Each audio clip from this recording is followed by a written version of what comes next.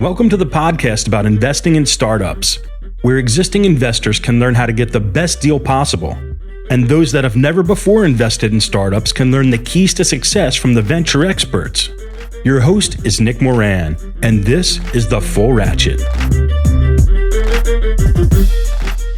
Welcome to another special release of Investor Stories. On this installment, the experts discuss a startup that they did not invest in, why they passed, and if there was a key learning that now informs their approach. Here's the segment called Why I Passed. On today's special segment, we have Samil Shah of the Haystack Fund. Samil, can you tell us about a startup that you were very interested in but chose not to invest in, and why it was that you passed? Yeah, I think, there's a startup in New York where I actually wrote. So the startup now is valued like well over $500 million by legitimate VC funds. And it's a consumer brand company. And it was painful for me because I had actually written a post that I wanted to see a company in this space with this model, which I never do. So that was rare. And then the intro was just thrown to me because I wrote this post by a friend and he was investing. And I had kind of a bad phone call, like in the sense that it didn't wow me. And I just kind of decided based on that, like, hey, I don't know if I buy that. And it's kind of frustrating in the sense that even though I didn't get to meet the person face to face, and if they were local, I probably would have, that investment could have probably, more than returned my fund just one phone call. Wow. So, I have a few stories like that. And every investor does. How much time do you have?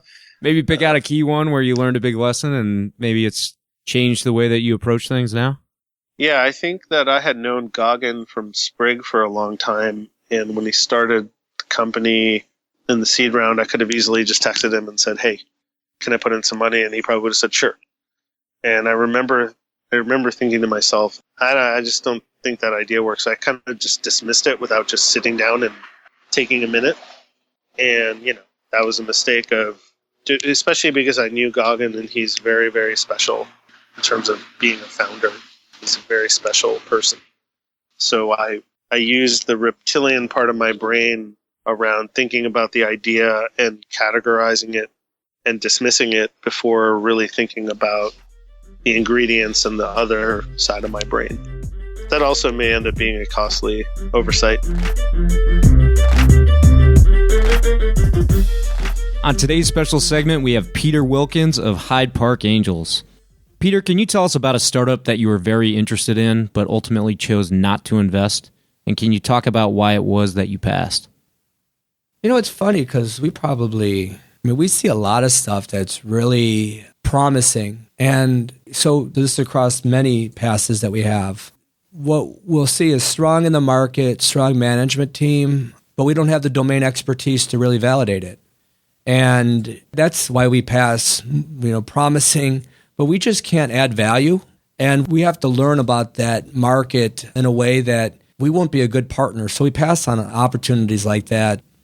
That's why we pass on a pretty consistent basis. I don't have one to give you that was like, oh my God, we shouldn't have passed on that. I think there's a lot of ones that are really questionable.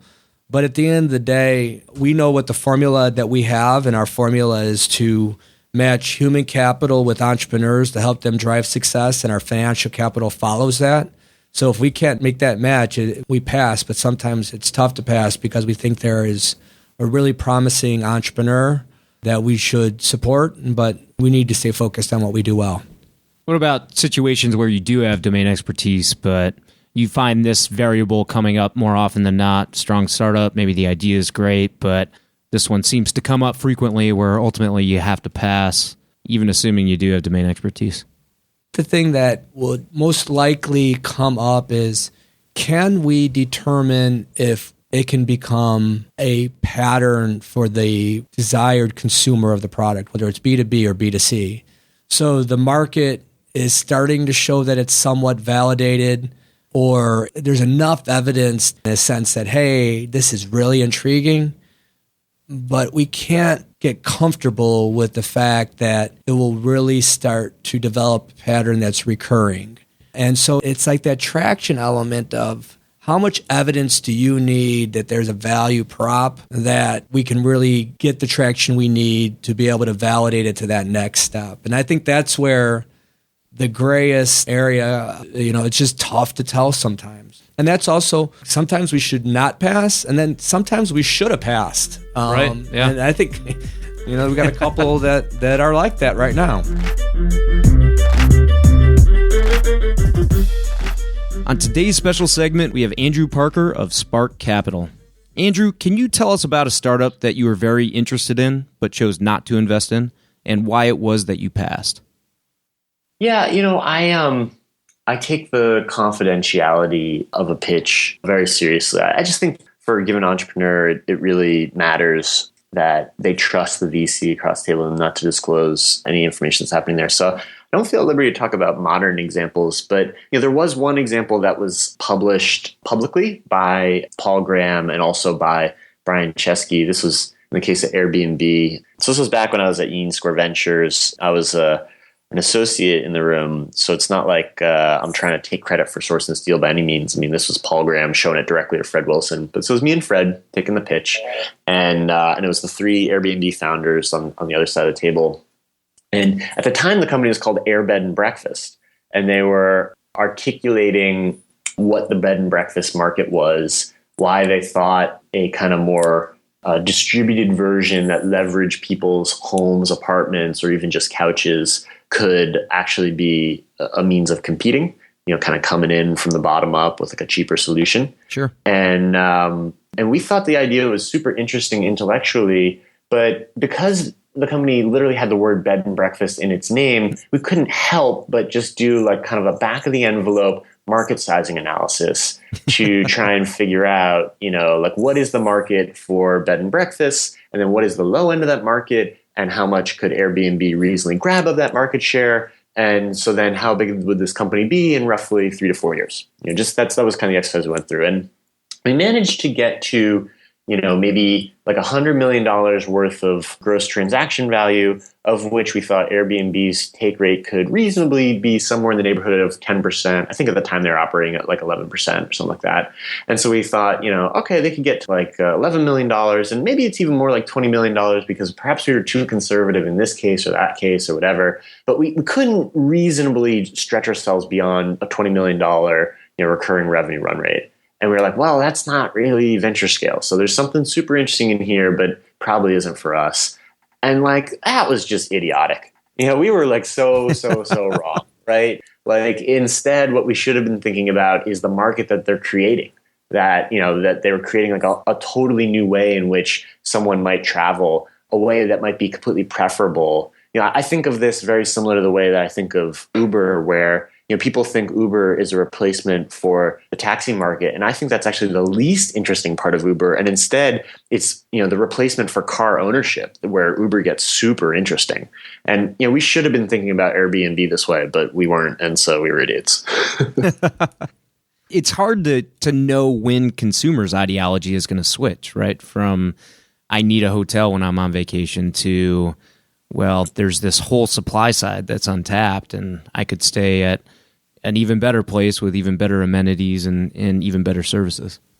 Yeah, I think knowing that in the aggregate level, knowing that, the dentist from Des Moines is going to prefer an Airbnb when he's going on his Florida vacation, that's really hard to know. But what is easier to know when you're thinking about kind of seed stage or Series A stage investing is looking at people that are directly in the target market that have already used the product and just interviewing them. Right. And try not to be leading with it, but just ask them, hey, how'd you like it? What was it like? And for the most part, most of the time, you're going to get fairly mixed feedback. And then you got to figure out what to do with it. And, because, in VC, you just see so many opportunities at the top of the funnel, and you're only going to be investing in, 1 to 2 companies per year or something like that. Most of that mixed data is going to end up mixed enough that you'll probably end up not investing in that company. But once in a while, you're going to do these customer interviews and people are just going to shake you. They're going to grab you by the neck and be like, you don't understand. This is like the best experience ever. This is changing the way that I either do business or enjoy my leisure or whatever the thing that is being solved. And that's a really great leading indicator that you have a good early stage investment on your hand. You know, when Steve Blank was on the program, I asked him about how one can determine if the innovators or early adopters are actually going to be representative of the early majority, late majority, et cetera.